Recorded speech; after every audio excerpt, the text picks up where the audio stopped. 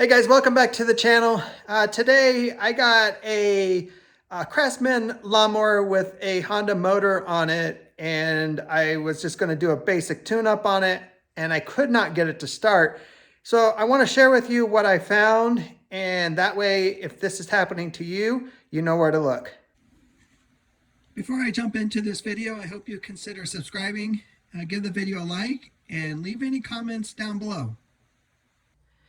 Okay, got the air breather off.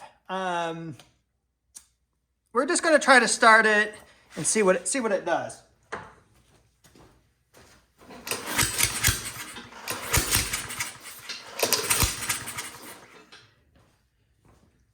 You hear those backfires? That backfire is coming out of the intake. Before I even started recording this video, I was trying to start it because I thought it just needed a tune-up. And when I started hearing that little popping noise, I knew exactly what was going on because I've been doing this long enough. So let's remove the valve cover. You see, this is, whoa, that was loud, sorry.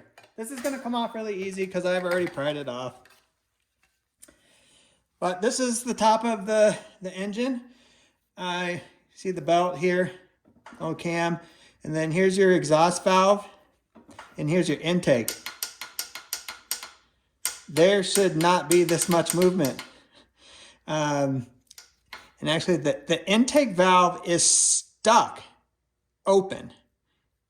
So the spring that's around it should be returning it, and that's what this whole rocker arm is for, because it sits there and opens and closes and opens and closes. So since it's stuck in the open position, it's allowing, in this case, starting fluid and gas to get in there.